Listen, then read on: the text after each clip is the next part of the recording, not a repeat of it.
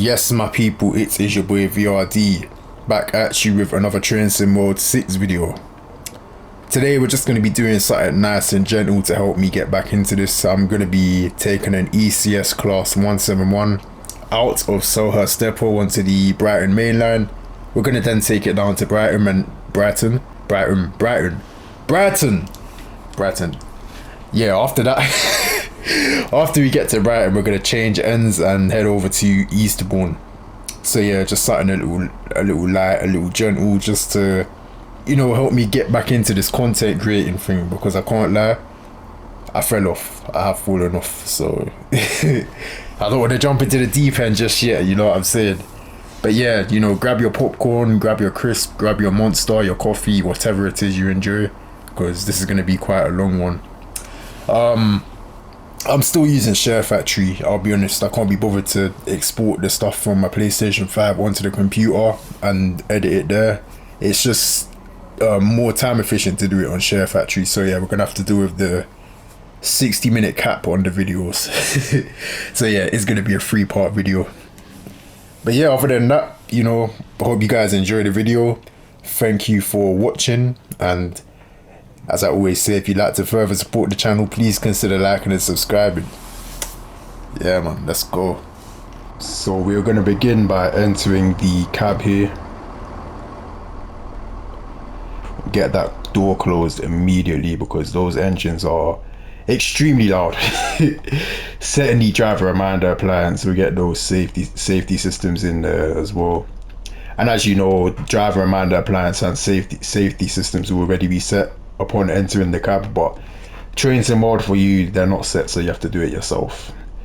Master key in, reverser to neutral, automatic warning system acknowledge, headlight switch to markers only, tail light switch off. You could select the day running or night running configuration as well, but because I'm only coupling to the other unit, there's no point, and I don't want to be burning up my retinas as well when I go down to track level. So I've decided to select the markers only position. My mind has gone completely blank. What are we doing now? Oh yeah, so we're going to draw up to a position 6 feet short of the unit we intend to couple to. So let's do that now. Driver reminder appliance reset, into forward, acknowledge the vigilance self-test, release the brakes. I'm gonna select 2 notches of power,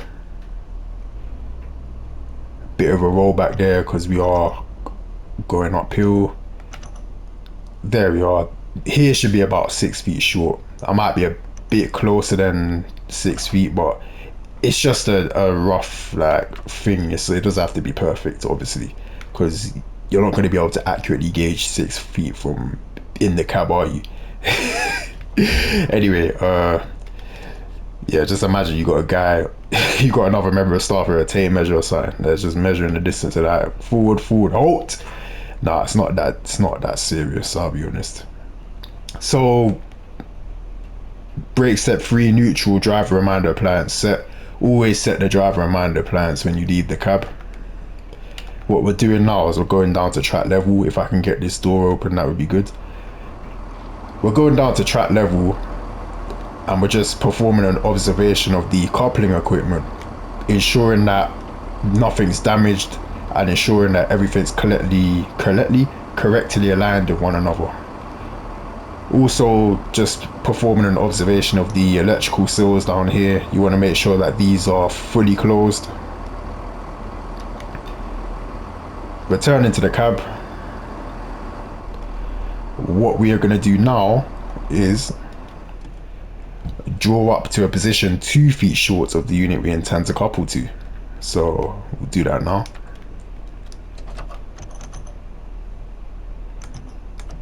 I'm only going to use notch 1 this time, because 2 feet is,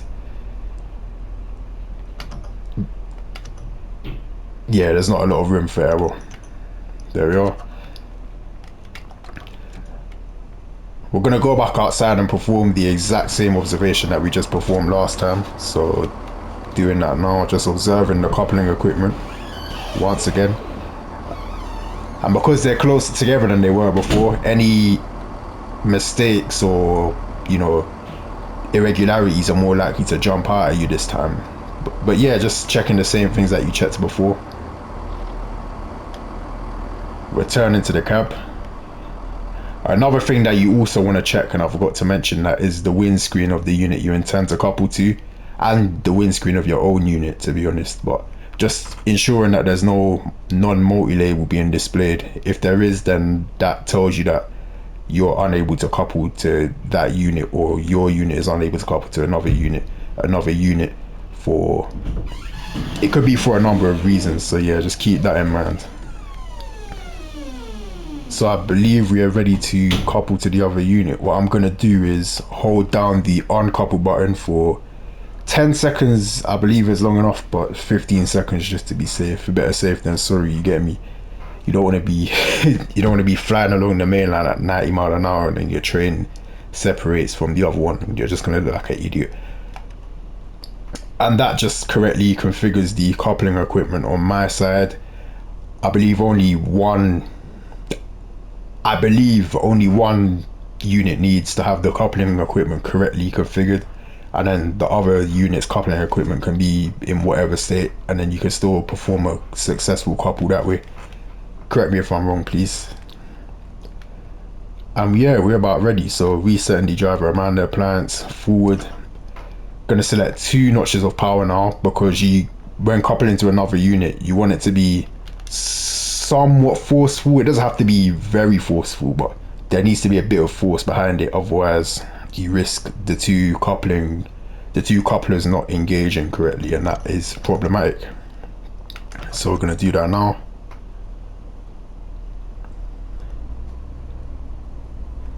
Two notches of power to get moving, applying the brakes as soon as contact is made. God. Right, that scared me. Into neutral, brake step 3, and we're now going to perform a pull away test. Now, unfortunately, Train Sim World has oversimplified everything, so at this point the trains are already why can't I talk? Sorry, it's been a while, so my commentary is a bit all over the place, but already is insane. At this point in Train Sim World, the trains are already physically and mechanically coupled together. In reality, at this point, however, the trains would only be physically coupled together, but all the mechanical and electrical stuff, that comes afterwards. So what we do is go into reverse, take power, and you can see we're going backwards and the other unit is coming with us. Now, again, in reality, that wouldn't be the case. What should happen is your unit is going to try to go backwards, but because the brakes on the other unit are still applied, that unit is not going to be able to go with you. So you're basically not going to be able to go anywhere. That is how a successful pull away test works. A failed pull away test would be the two units separating, so your unit would go backwards and the other unit would stay where it is, and then they'd separate. That is a failed pull away test. In Train Sim Worlds, it's completely different, so yeah, just keep that in mind. We now need to ease back up just to reduce the coupler tension, you know, just to make sure that we can mechanically and electronically couple the trains together without any issues. So we're just gonna ease back into the other train just to reduce the coupler tension there. And as you saw, the train that we coupled to went forward along with us. Unrealistic once again, but what can you do?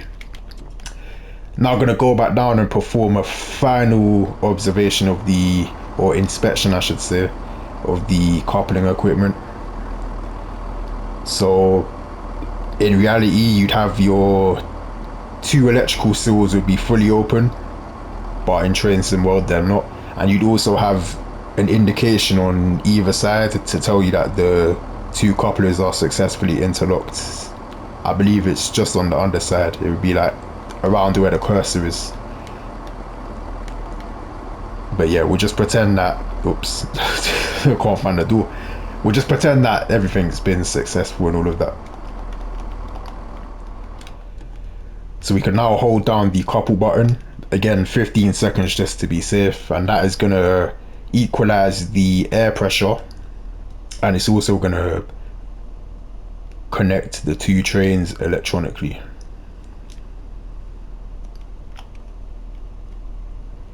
I don't even think that was 15 seconds, but it's cool. Right.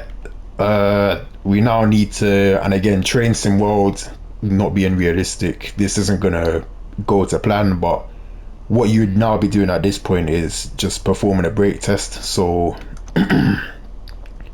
selecting brake step 2, and then you can see we've got a 2.5 bar reading on the brake cylinder gauge.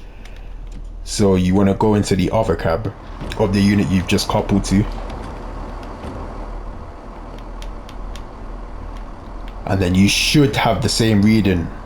You should have a 2.5 bar reading here as well, but we've got 4 bar. Again, that's just that's down to the poor development of the game. So we'll pretend that the brake test was successful. But yeah, if you saw that in real life, then you'd be you would have had it. You would have had it. This train would not be going anywhere, I'll tell you that. Nah, to be honest, you'd probably just try uncouple and then recouple, and hopefully that fixes it. But if not, then yeah, this long day for you. I think that's all we need to do. Oh yeah, for some reason the headlights or marker lights, they turn themselves off, but yeah, just switch that back off. Tail light switch can also be off. Yeah, when you got 2 units coupled together like this, you just turn all the lights off, so headlights and tail lights go off.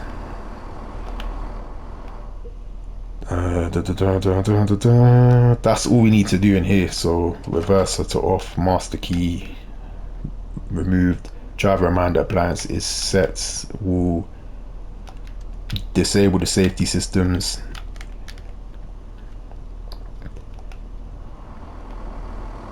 And jump out. Just enter the other cab.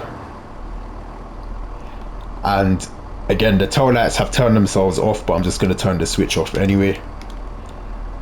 Yep, that's all good. I'm just going to double check and make sure that I've removed the master key, otherwise it's going to be problems when we go to the south facing end of the train.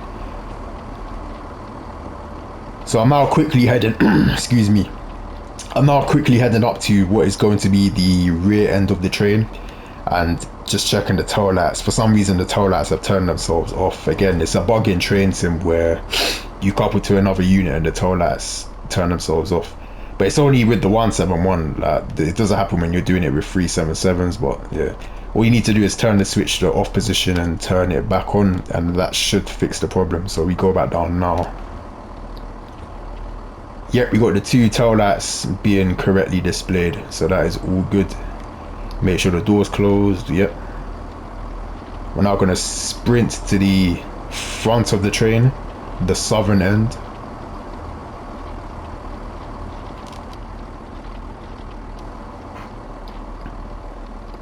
And again, no tail lights being displayed, so we're going to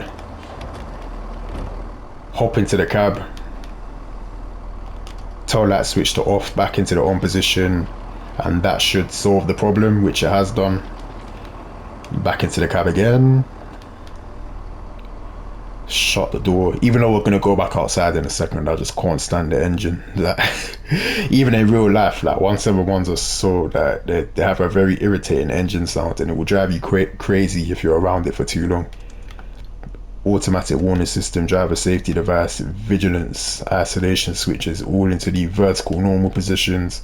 Driver reminder appliance set, master key in, reverser to neutral, automatic warning system, self-test, acknowledge. And I'm going to select the night running configuration on the headlights because it is starting to get dark, so it's better to do it now rather than forgetting to do it later. Like, similar to when you're in your car, if you're about to start driving, you see it's getting dark, you just put the headlights on in case you forget. So night running, hello, there we are.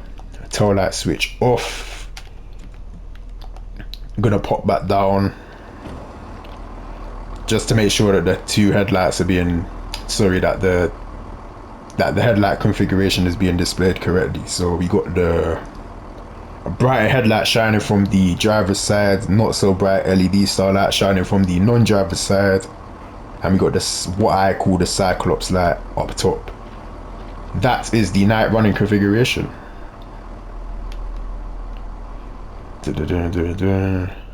Close that. So we now need to perform a static brake test. So selecting forward on the reverser, acknowledging the vigilance self-test thing once again. The static brake test is just making sure that the brake cylinder gauge reading corresponds with what you're doing with the power brake controller here. So we're in brake step 3 at the moment, so you can see we've got 3.5 bar. On the 171, it's gonna be the brake step that you have selected plus 0.5, excluding the emergency position. The emergency position is 4 bar, but everything else is going to be the step you have selected plus 0.5. So you can see select emergency, 4 bar, back down to brake step 3. This is the static brake test, by the way. So emergency, brake step 3. Excuse me, I need to burp. Brake step 2, 2.5 bar. Brake step 1, 1.5 bar.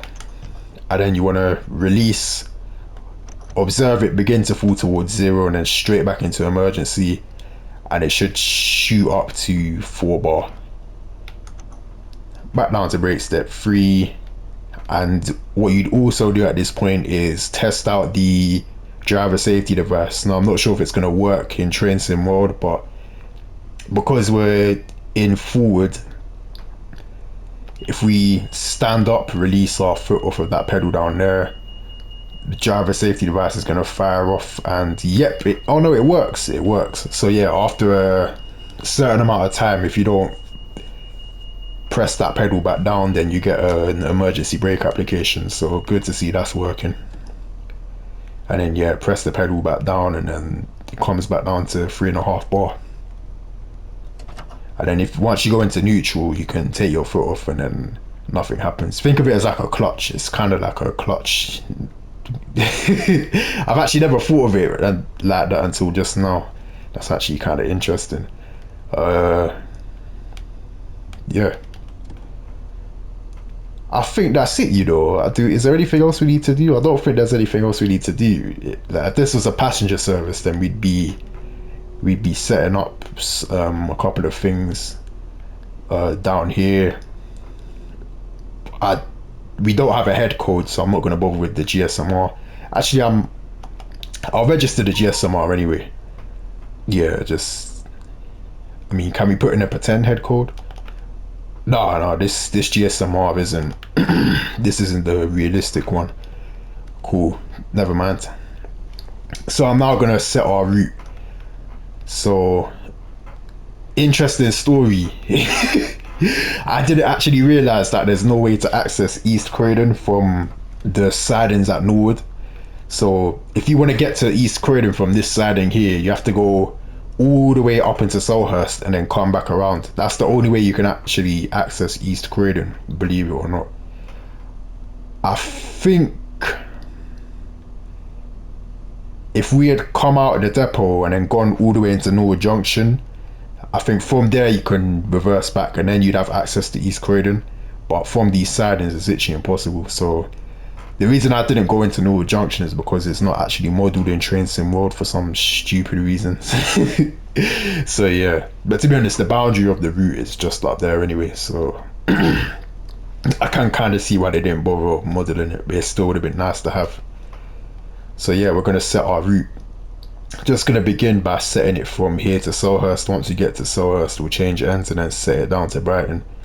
So set path.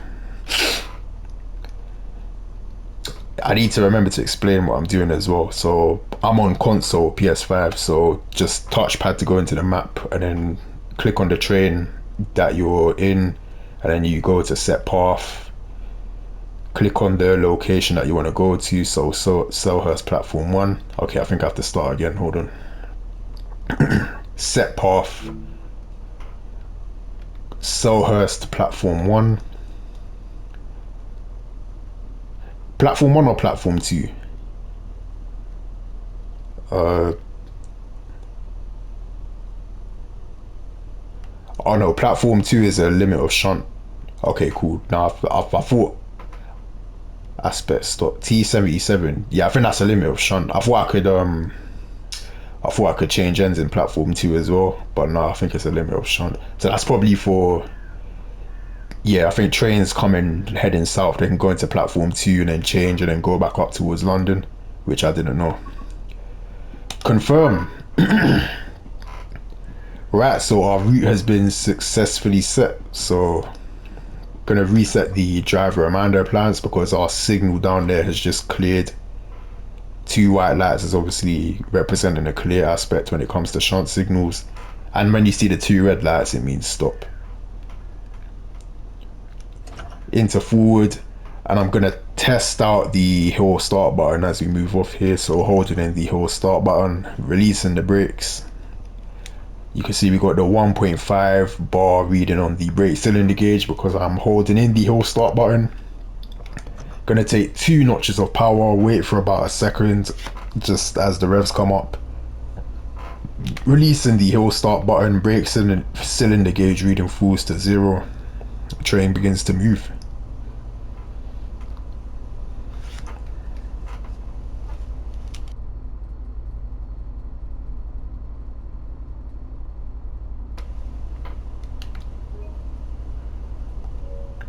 Speed limit is 15 miles an hour.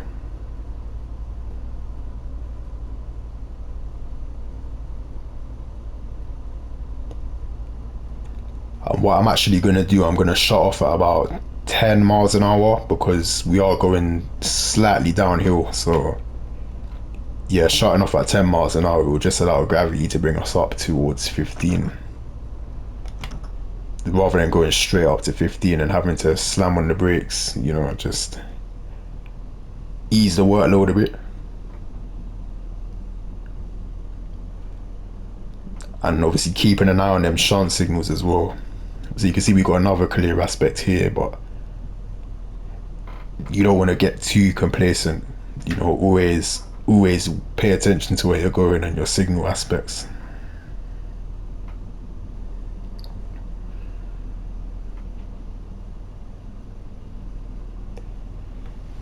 I can see another clear shunt signal in the distance up there. But again, we don't want to get too complacent. We do want to make sure that that is actually associated with the track that we're on and not one of the adjacent tracks. So yeah, I can now definitely confirm that that is associated with our track, so we're all good. And then you got the 2 red aspects on either side. Acknowledging the vigilance alert there. No controller input detected for about 60 seconds will trigger a vigilance alarm. And you need to respond to that by taking your foot off the DSD pedal and pressing it back down. However, all I had to do was press circle.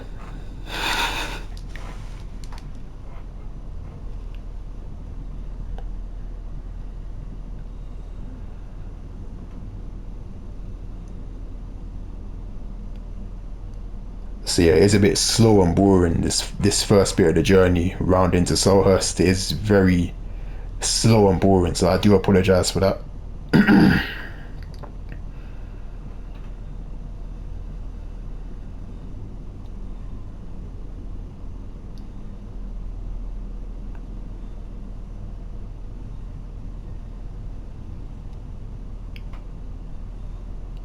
And we're now entering the shut up.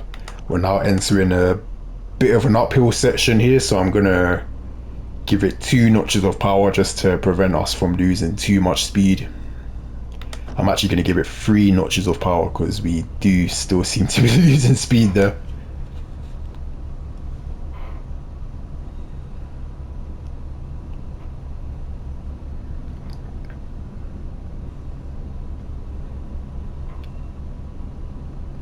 And I'm anticipating a red signal the signal protecting Selhurst. I'm anticipating it to be red, but no, it is in fact a single yellow. So we're cleared into the end of the platform at Selhurst.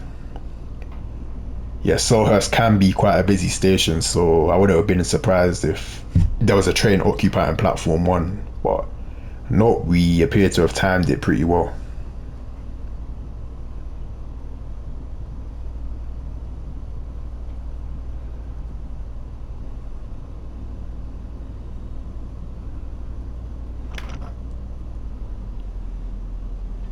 So I'm gonna shut off the power upon entering the platform here at Selhurst.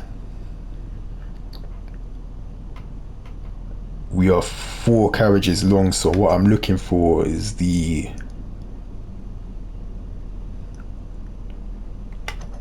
appropriate stop marker. I think it's about 3/4 of the way along the platform.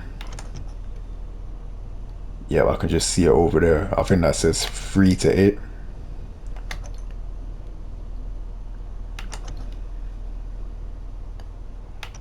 So yeah, just coming to a stand with that. Yeah, basically around here, just to the side of the front of the train. Probably in the window here is the ideal place for it to be, but where we stopped is pretty decent as well. Brake step 3, neutral, driver Amanda, driver Amanda appliance set, tail light switch on, headlight switch off, reverser to off, master key locked and removed.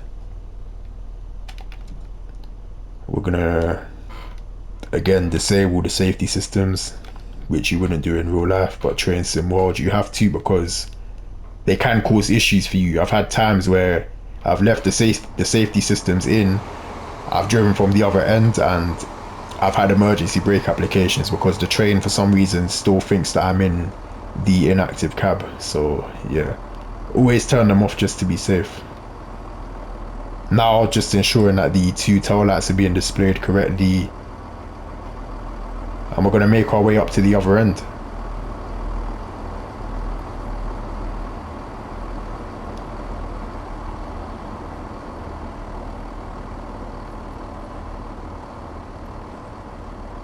Just another glimpse at the tail lights there. I know we checked them not too long ago, but just check them again, you know. Entering the cab, driver Amanda appliance set. Again, safety systems. I was not meant to do that. Get back in now. Yeah, just get the train set up again. I'm not gonna bother calling out what I'm doing this time because I've already done it.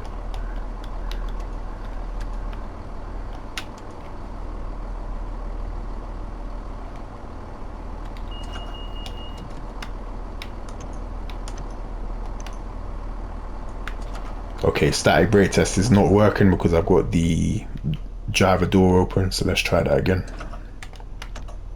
There we are.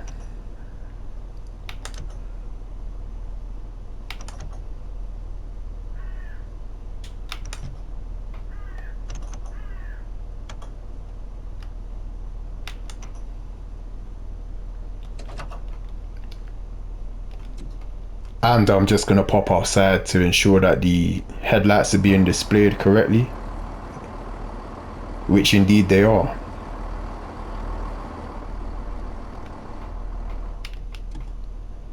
So I'm now gonna set the route down to Brighton, and I'm gonna try and go via Redhill. What I also need to do is make sure that I go through the correct platform at South Croydon, because I attempted to record this once before and I got held up at South Croydon because of that flipping that Milton Keynes service or Watford Junction, wherever it goes. I can't even remember now. So remove path.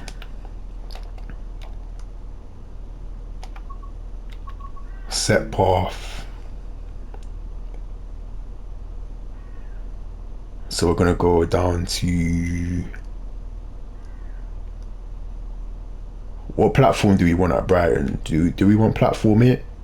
I feel like platform 8 is going to be occupied. What platform at Brighton isn't normally occupied? Uh,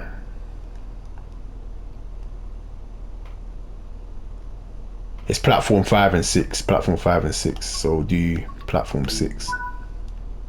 Obviously, in reality, platform 5 and 6 are going to be occupied, but I'm talking about train sim mode. So, yeah. A lot of the time, like, I have to do things in a certain way because just that's just how it is in train sim world. But yeah, though, don't think that some of the things I'm doing are what you would do in real life or are accurate to real life, because they're not.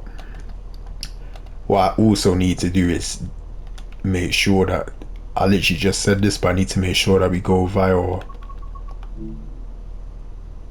South Croydon. Is it platform 1 at South Croydon? Platform 5. Confirm. And then I also want to go via Red Hill. Is it going to send us via Red Hill? No, it's not. It's going to put us on the flipping quarry lines, and I don't want to go on the quarry lines. I don't want to go on the quarry lines. I'd go via Waypoint. Hopefully you can have more than one go via Waypoint. So we want to go through the through lines here at Red Hill.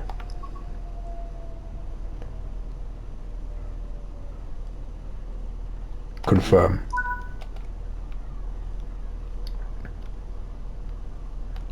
No, we appear to be chilling. We appear to be chilling. I think we're... Yeah, patterned. Patterned. And then of course it's gonna take me straight back onto the fast lands after Red Hill, but I'm not even too fussed about that. Yeah, I just want to go through Red Hill. Red Hill is an interesting way to go. But yeah, man, I think we're ready. I think we're ready to hit the road. And what time is it now? 17:24. So yeah, we might get a nice little sunset as we're going along as well. In fact, we definitely will, because we're gonna go into the East Coastway afterwards and take it over to Eastbourne. So yeah, we're gonna definitely get a nice little sunset. I'm gonna change the weather as well. I'm not gonna keep it as cloudy. When we get to Brighton, I'll make it sunny, because that is realistic. If you live in the UK, you already know that is definitely realistic. So cool. Signal is now green. Hopefully we catch up to something and then follow it, so we get a bit of yellow and red signal action. But yeah, let's go.